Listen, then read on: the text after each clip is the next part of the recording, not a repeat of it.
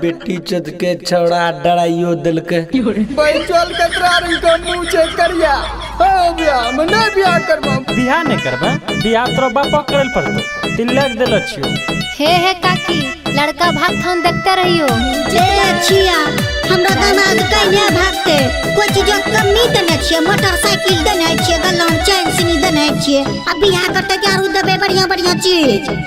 बहिन भी तुम्हारी काली है और तुम भी काले जी, अफ्रीकन बंदर लगते हो तुम बिल्कुल साले जी। बहिन भी तुम्हारी काली है और तुम भी काले जी, अफ्रीकन बंदर लगते हो तुम बिल्कुल साले जी।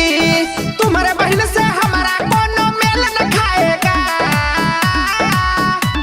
अरे जो भी करेगा, हाँ जो भी करेगा शादी वो पछताएगा।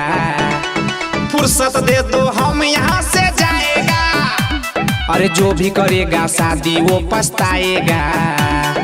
फुर्सत दे दो हम यहाँ से जाएगा। जाएगा कहाँ जाएगा? तो एक डेक बढ़ा तो देख सीधा राघव बीचम गोली चलतो सुनला। हे रे बेटा चुप न रे, हमें समझाबै छियै कथि तो एना करे छै रे।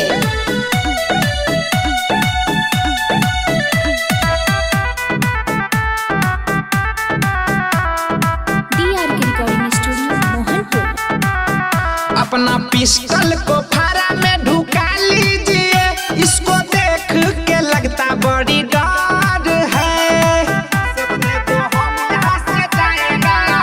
अपना पिस्टल को फारा में ढुका लीजिए, इसको देख के लगता बड़ी डर है।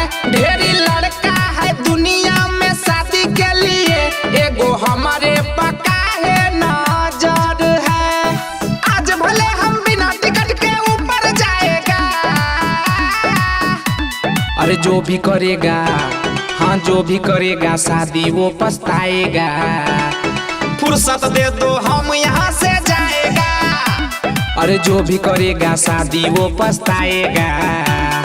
फुर्सत दे दो हम यहाँ से जाएगा। हे दुलाजी अपने से समझा छियै तो नहीं समझे छियै। हमरो बेटा सब छै क्रिमिनल, अपने के बाबू के मारी के धोती में गोली बस उछल ठाय रही जेबे। हे रे देखा जा गोली दू है गोली ऊपरे चली जबे चल बढ़िया।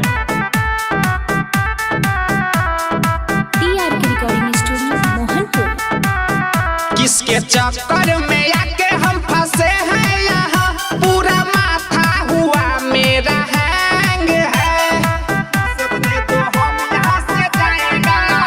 किसके चक्कर में आके हम फंसे हैं यहाँ, पूरा माथा हुआ मेरा हैंग है। मैंने सोचा था शरीफ खानदान होगा, पर यहाँ सब तो गुंडा का गैंग है। राइटर साहिल राणा रणधीर आज पिटाएगा। अरे जो भी करेगा, हाँ जो भी करेगा शादी वो पछताएगा। फुर्सत दे दो सुजीत यहाँ से जाएगा। अरे जो भी करेगा शादी वो पछताएगा। फुर्सत दे दो हम यहाँ से जाएगा। Mix by Raja Raj Bihar.